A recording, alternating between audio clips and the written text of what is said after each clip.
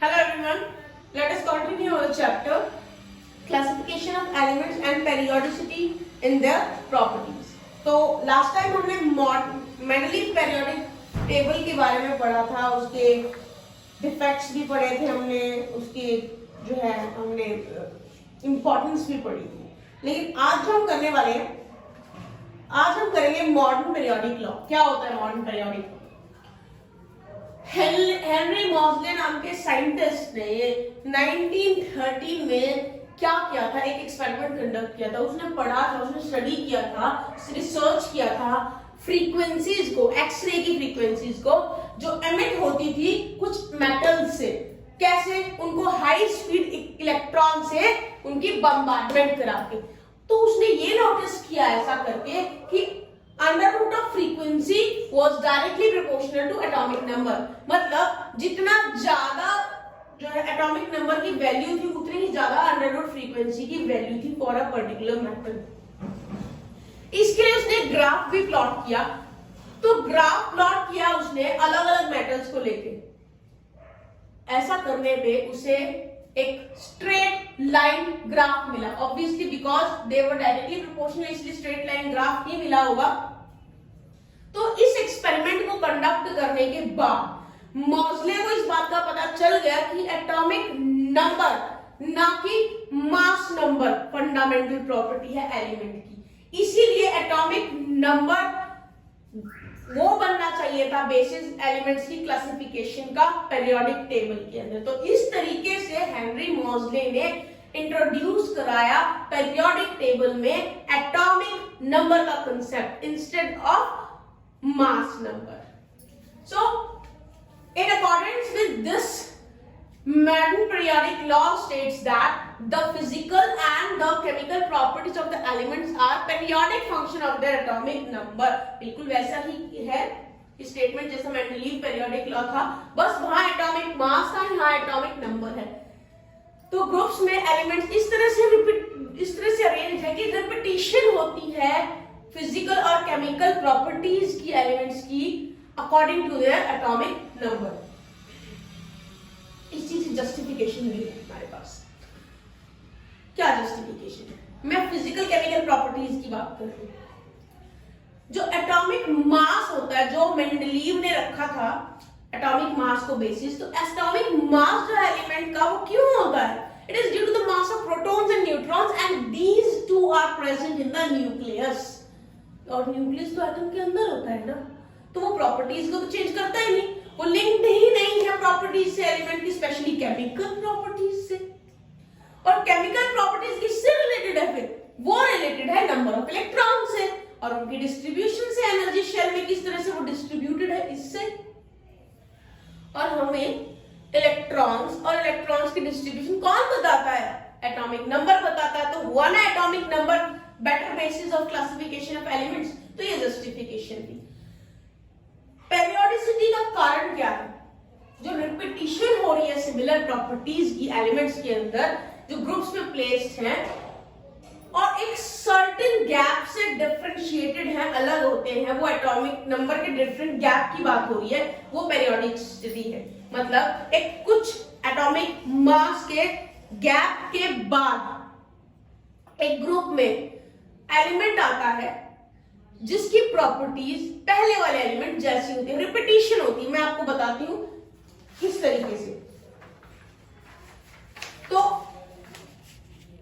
अगर आप इसको देखेंगे, यहां पे एलिमेंट्स लिखे हैं मैंने, यहां पे एटॉमिक नंबर है, यहां इनकी इलेक्ट्रॉनिक कॉन्फ़िगरेशन है। तो अगर आप देखेंगे तो लिथियम का एटॉमिक नंबर 3 है, कॉन्फ़िगरेशन ये है। सोडियम का एटॉमिक नंबर 11 है, कॉन्फ़िगरेशन ये इसके सामने लिखिए। ऐसे पोटेशियम का 19, रुबिडियम का 37, केजियम का 55, फ्रेंशियम का 87। तो अगर मैं इनके बीच की गैप की बात करूं तो लिथियम और सोडियम में के जो एटॉमिक नंबर है इसका गैप कितना है? 8, क्योंकि 11 में से 3 माइनस करोगे तो 8 ही आएगा। सोडियम और पोटेशियम के बीच के एटॉमिक नंबर का गैप कितना है? अगेन 8।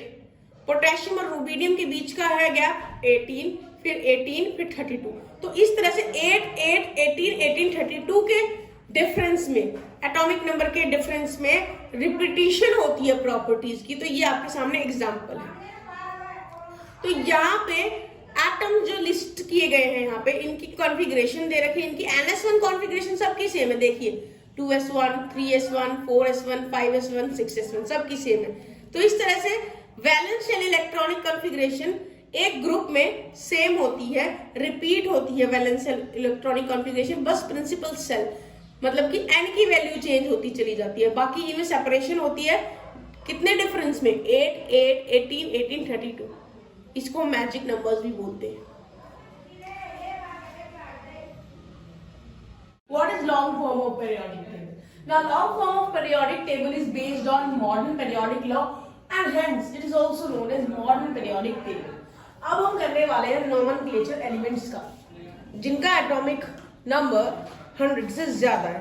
पर हमें नोमेनक्लेचर की जरूरत क्यों पड़ी, उसका भी मैं कारण बताऊंगा।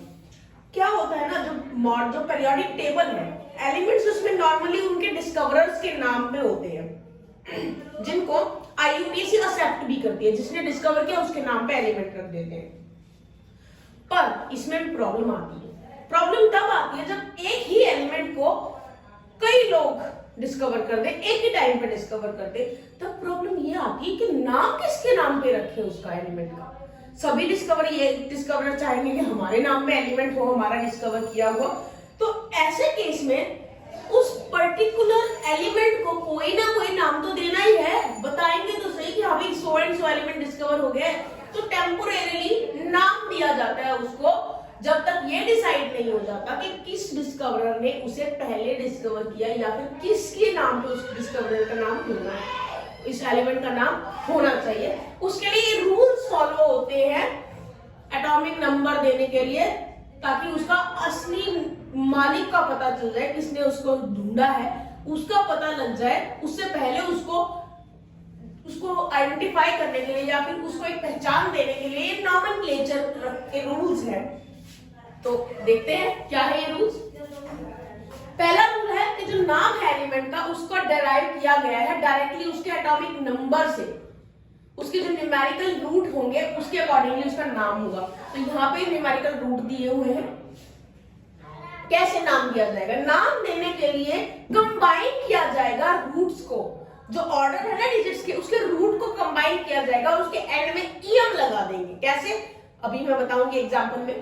पहले रूल्स पढ़ लेते हैं, फिर उसको शॉर्ट फॉर्म भी किया जाता है। जैसे यहाँ पे ENN, 2 N यहाँ आ गए, नील का N एक और आ गया, तो इन 3 N को लिखने की बजाय हम क्या करेंगे, शॉर्ट फॉर्म में 2 ही N लिख देंगे। जैसे यहाँ पे 2 बार I आ गया, 2 बार I बोलने में भी दिक्कत है और लिखने में भी, तो 2 की जगह यहाँ पे शॉर्ट फॉर्म करके 1 बार I लगा दिया हमने। यहाँ पे भी हमने 2 बार I की जगह 1 बार I लगा दिया। यहाँ पे ट्राई का I और EM का I दोनों में से एक I लगा दिया। ट्रियम हो गया, ये BM हो गया, एक NL हो गया। तो इस तरह से हम शॉर्ट भी कर देते हैं। अब जो सिंबल्स होते हैं एलिमेंट के, उनकी भी बात बताते हैं। सिंबल किस हिसाब से लिखेंगे? सिंबल इस हिसाब से लिखेंगे कि हर न्यूमेरिकल रूट का पहला डिजिट हम लेंगे। तो अब एग्जांपल करते हैं। जैसे 104 एटॉमिक नंबर है, 104 एटॉमिक नंबर के लिए क्या नाम हो सकता है? 1 के लिए क्या नाम होगा? अन। तो देखिए मैंने अन लिख दिया। 0 के लिए क्या नाम होगा? नील। तो देखिए मैंने यहाँ पे नील लिख दिया। 4 के लिए क्या नाम होगा? क्वाड। तो ये मैंने यहाँ पे क्वाड लिख दिया। और मैंने बोला था एंड में EM भी लगना चाहिए, तो मैंने एंड में प्लस में EM भी लिखा है उस साइड पे। तो इसका नाम क्या होगा? अन 1 के लिए, नील 0 के लिए, क्वाड 4 के लिए, प्लस में EM। अन नील क्वाडियम, ये रहा अनिल क्वाडियम। अब सिंबल क्या होगा? अन का U, नील का N और क्वाड का Q। तो UNQ will be the symbol of this element with atomic number 104। ऐसे ही अगर किसी का एटॉमिक नंबर, किसी एलिमेंट का एटॉमिक नंबर 110 है, 110 है, तो 1 के लिए अन, अगेन अन, दूसरे 1 के लिए, और 0 के लिए नील। तो अन नील लियम उसका नाम होगा और सिंबल होगा UN। तो इस तरह से आप कर सकते हो इसको। तो in this way nomenclature was done for the elements which has atomic number more than 100, और ये तभी एप्लीकेबल है जब डिस्कवरर के नाम पे जो एलिमेंट का नाम देना है वो पॉसिबल नहीं हो पा रहा है किसी भी कारण से, तो उसके आइडेंटिफिकेशन के लिए ये यूज किया जाएगा। Now let us discuss structural features of periodic table. Periodic table के स्ट्रक्चरल फीचर्स के बारे में जानेंगे। जो लॉन्ग फॉर्म है पीरियोडिक टेबल की, मतलब जो मॉडर्न पीरियोडिक टेबल है, उसमें भी वर्टिकल रोज को ग्रुप्स बोलते हैं और हॉरिजॉन्टल रोज को पीरियड्स बोलते हैं। तो इस तरीके से नीचे की तरफ ग्रुप्स होते हैं और लेफ्ट से राइट की तरफ पीरियड्स होते हैं, जैसे कि मेंडलीव टेबल में थे। तो डिस्कस करते हैं ग्रुप्स को और पीरियड्स को एक एक करके डिस्कस करेंगे। सबसे पहले ग्रुप्स। ग्रुप 18 है पीरियोडिक टेबल में, मॉडर्न पीरियोडिक टेबल में ग्रुप 18 है। जैसे कि मेंडलीव टेबल में ग्रुप्स को सब ग्रुप्स में डिवाइड किया गया था ए और बी करके, यहां पे ग्रुप्स इंडिपेंडेंट है, उसमें कोई एबीसीडी नहीं है, सीधे सीधे फर्स्ट सेकंड थर्ड फोर्थ इस तरह से डेजिग्नेट किया गया 1 से लेके 18 तक। जो रोमन न्यूमरल वाला सिस्टम था ना मेंडलीव टेबल में, वो यहाँ खत्म हो गया। यहाँ कोई रोमन न्यूमरल्स नहीं होते, सिंपल 1 2 3 4 आप इस फॉर्म में लिखोगे। अब थोड़ी सी कैरेक्टरिस्टिक्स जान लेते हैं ग्रुप्स की। जितने भी एलिमेंट्स होते हैं एक ग्रुप में, सेम ग्रुप में, उनकी जनरल इलेक्ट्रॉनिक कॉन्फ़िगरेशन सेम होती है। जैसे कि एग्जांपल में बताती हूं आपको, एल्कली मेटल्स जो है ग्रुप 1 को बिलोंग करते हैं और उनकी जनरल कॉन्फ़िगरेशन होती है NS1, so this is the general configuration. इसी तरह से हर एक ग्रुप की एक जनरल कॉन्फ़िगरेशन होती है। सेकेंड पॉइंट, एलिमेंट्स जो सेम ग्रुप के होते हैं उनकी वैलेंसी भी सेम होती है और वैलेंस इलेक्ट्रॉन्स भी सेम होते हैं। तो आप देख सकते हो यहाँ पे वैलेंस इलेक्ट्रॉन इस ग्रुप 1 में 1 है वैलेंस इलेक्ट्रॉन, तो सभी एलिमेंट्स जो होंगे ना ग्रुप 1 के, सबके वैलेंस इलेक्ट्रॉन और वैलेंसी 1 ही होगी। सो एक पर्टिकुलर ग्रुप के एलिमेंट्स के वैलेंसी और वैलेंस इलेक्ट्रॉन दोनों ही सेम होते हैं। थर्ड पॉइंट, जो एलिमेंट्स है ना ग्रुप के, वो सेपरेट होते हैं एक डेफिनेट गैप से, और डेफिनेट गैप किसका? एटॉमिक नंबर का। वो गैप क्या है? 2 8 8 18 18 32। ये मैं आपको पहले भी बता चुकी हूं। नाउ फोर्थ पॉइंट, जो एटॉमिक साइजेस है ना एलिमेंट्स के ग्रुप के अंदर, वो इंक्रीज होते हैं डाउन द ग्रुप। नीचे जाने पर एटॉमिक साइजेस इंक्रीज होते हैं। नाउ फिजिकल प्रॉपर्टीज की बात बताती हूँ। फिजिकल प्रॉपर्टीज जैसे कि melting point, boiling point, solubility, इस तरह के जो आपके फिजिकल प्रॉपर्टीज होते हैं एलिमेंट्स के, एक पर्टिकुलर ग्रुप में वो एक सिस्टमैटिक पैटर्न फॉलो करते हैं। एक सिस्टम होता है, उसी के अकॉर्डिंगली वो एक इंक्रीज या डिक्रीज जो भी है उस हिसाब से ही होते हैं। Sixth point in the groups is elements in each group have generally similar chemical properties. हर एक ग्रुप में एलिमेंट्स की जनरल केमिकल प्रॉपर्टीज सिमिलर होती है। I am not saying same होती है, सिमिलर होती है। ऐसा क्यों होता है? क्योंकि उनकी valence shell electronic configuration same होती है। वैलेंस शेल इलेक्ट्रॉनिक कॉन्फ़िगरेशन मतलब उसमें एक जनरल ट्रेंड फॉलो होता है, सिर्फ n की वैल्यू चेंज होती है, वैलेंस इलेक्ट्रॉन सेम रहते हैं। Now we are going to discuss about the periods. क्या होते हैं पीरियड्स? अभी मैंने बताया था लेफ्ट से राइट की तरफ पीरियड होते हैं। पीरियड 7 होते हैं पीरियोडिक टेबल में। वो एक दूसरे से डिफर करते हैं with respect to the number of elements present. एक पीरियड में कितने एलिमेंट है वो उस हिसाब से डिफरेंशिएट होते हैं। और एक बड़ी ही इंटरेस्टिंग बात यहाँ पे ये आ जाती है कि जो कोरिलेशन है पीरियड के बीच में और एनर्जी शेल के बीच में भी एक कोरिलेशन है, और उसके अलावा पीरियड और प्रिंसिपल एनर्जी शेल और नंबर ऑफ एलिमेंट्स जो है ग्रुप पीरियड के अंदर उसमें भी कोरिलेशन है। तो इस टैबुलर फॉर्म में आपको सारे कोरिलेशन समझ में आ जाएंगे।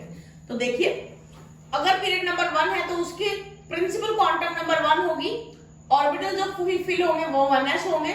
तो 1s में मैक्सिमम 2 इलेक्ट्रॉन आ सकते हैं, तो मैक्सिमम 2 ही एलिमेंट्स इस पीरियड में होंगे।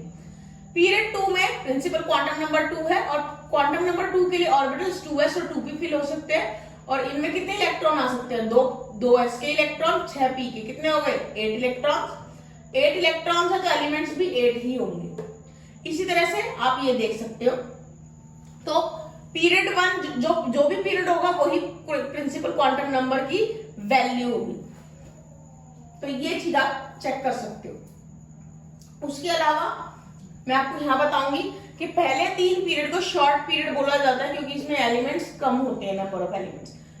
लास्ट के 4 से लेकर 7 पीरियड तक बोले जाते हैं लॉन्ग पीरियड्स क्योंकि इसमें एलिमेंट्स ज्यादा होते हैं। और उसके अलावा लैंथेनॉइड्स और एक्टेनॉइड्स भी प्रेजेंट होते हैं पीरियोडिक टेबल में, लेकिन उसको मेन टेबल में स्पेस नहीं मिलता है, इसीलिए उनको 2 रो नीचे बनाई जाती है। Now we are going to discuss about the characteristics of period. एक पर्टिकुलर पीरियड में इलेक्ट्रॉन्स सेम शेल में ऐड होते हैं, सिर्फ डी और एफ ब्लॉक एलिमेंट्स को छोड़कर बाकी ब्लॉक्स में सेम शेल में ऐड होते हैं, मतलब n की वैल्यू सेम रहती है, उसमें इलेक्ट्रॉन्स ऐड ऑन होते चले जाते हैं। Second point, atomic size decrease होता है जब हम लेफ्ट से राइट की तरफ जाते हैं, क्योंकि number of electron same shell में इंक्रीज होंगे तो उसका क्या होगा, उससे साइज डिक्रीज हो जाएगा क्योंकि वहां न्यूक्लियर चार्ज इंक्रीज हो जाता है। डोंट वरी, इसको हम आगे भी डिस्कस करेंगे फ्रेंड्स में। केमिकल प्रॉपर्टीज डिफरेंट होगी क्योंकि इलेक्ट्रॉनिक कॉन्फ़िगरेशन डिफरेंट हो जाती है, क्योंकि इलेक्ट्रॉन्स ऐड ऑन होते जाते हैं तो इलेक्ट्रॉनिक कॉन्फ़िगरेशन तो अपने आप ही डिफरेंट हो जाएगी। तो केमिकल प्रॉपर्टीज डिफरेंट होती है पीरियड में प्रेजेंट एलिमेंट्स की। केमिकल प्रॉपर्टीज तो डिफरेंट है ही है, साथ में वैलेंसी भी डिफरेंट होती है along a period. So this was few points regarding groups and periods.